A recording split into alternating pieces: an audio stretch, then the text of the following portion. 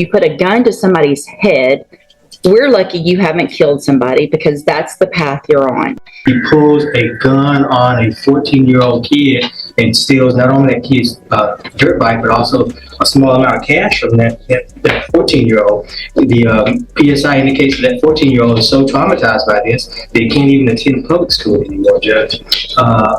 When he was apprehended with that stolen dirt bike, there was a vehicle associated with this defendant, and in that vehicle were other subjects who had 4 firearms in that vehicle, Judge. And as if that was not bad enough, he goes on to brag about this criminal activity on social media. And if that wasn't bad enough, Judge, he goes on to taunt the victim of the UUMV on social media as well. Judge, he is youthful, I'll acknowledge that. He does not have any adult criminal history, Your Honor, I will acknowledge that. But notice what the prosecutor is doing here. This isn't just about one robbery anymore, it's about building a pattern. Gun, social media, bragging, and even taunting the victim all paint a picture that the prosecution hopes convinces the judge this wasn't a one-time mistake. If you were the judge, would this change your decision? Your Honor, what he has engaged in is beyond the pale. He needs prison time, in my opinion, Your Honor, and that's what we're asking this court to do. If somehow, in any way, shape, or form, the court's considering community supervision, we'd ask for shock probation, some prison time up front, and then shock him out on community supervision.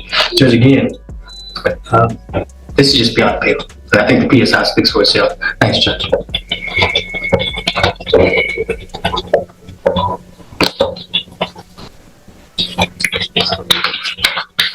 Mr. Chopin,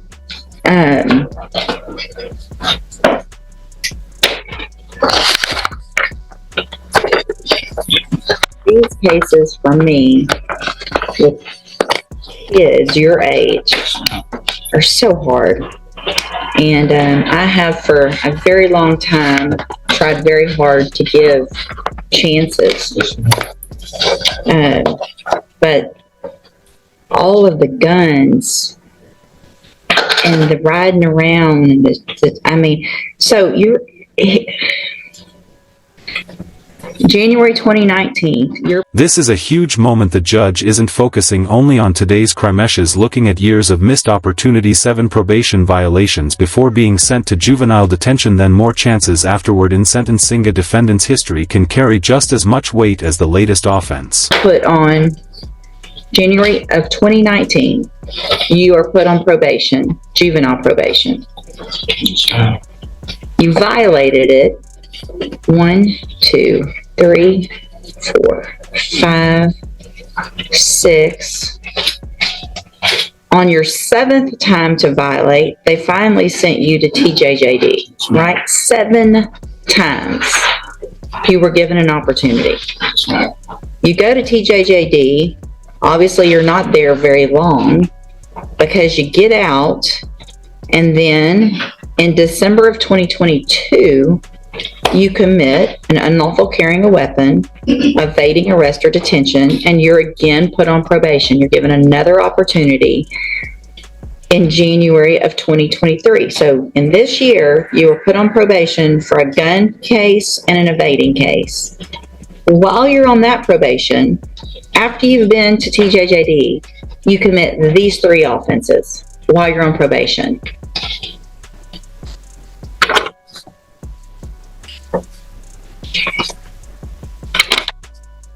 At this point you can almost hear the judge's frustration when she calls the promises a bunch of balonicias, signaling that rehabilitation is no longer convincing the court. Once a judge loses confidence that probation will work, prison becomes far more likely. So none of it makes sense that I want to do better. And I mean,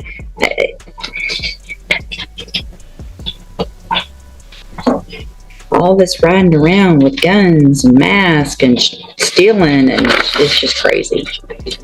It's just crazy. Go have a seat in the jury box. I gotta think about this one some more for a minute.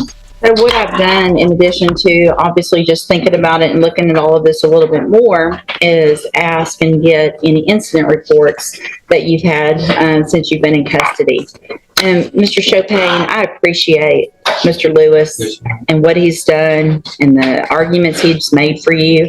And like I said before, it really kills me to what I feel like I have to do to you young people. But we are in Jefferson County tired of young people running around here with guns. You put a gun to somebody's head. We're lucky you haven't. Hey Race, the biggest turning point of the entire case, a 25-year sentence for aggravated robbery, isn't based only on the theft. It's driven by the use of a firearm and the danger created for the victim. In many courts, pointing a gun at someone instantly raises the stakes dramatically. Killed somebody, because that's the path you're on. You've had opportunities at probation, and unfortunately those haven't worked. You've actually already had 2. You were sent to TJJD, you got out, you still committed offenses, and then you got probation again, and then you're here. So all this talk of I want to do right and I'm going to do better is just a bunch of baloney. The way you can't follow the rules in jail shows me same pattern. You can't follow the rules. So at this time, in cause number 23 DCCR 0993, I'm going to find sufficient evidence to find you guilty, and at this time find you guilty of unauthorized use of a vehicle. I'm going to sentence you to a term of 2 years in the state jail prison. You will receive credit on that sentence for any time that you've been in custody that the law gives you the right to receive.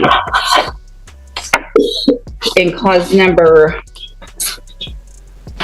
and these were all just open. So in cause number 23, DCCR. There's one important detail many people miss. Even though the judge imposes multiple sentences, she orders them to run concurrently, meaning they're served at the same time rather than one after another. That decision significantly reduces the total time compared with consecutive sentences, and the judge even describes it as a gift. 0991, I'm going to find sufficient evidence to find you guilty, and at this time find you guilty of evading arrest or detention with the use of a vehicle. I'm going to sentence you to a term of 10 years in the institutional division of the Texas Department of Corrections. You will receive credit on that sentence for any time that you've been in custody that the law gives you the right to receive. In cause number 23, DCCR 0992, I'm going to find sufficient evidence to find you guilty, and at this time find you guilty of aggravated robbery. Sentence you to a term of 25 years in the institution. This case leaves a difficult question. Was this a young offender who finally ran out of chances, or could another path have changed the outcome? Justice, accountability, and rehabilitation don't always point in the same direction. Share your opinion below. Was the 25-year sentence fair, too harsh, or exactly what this case deserved?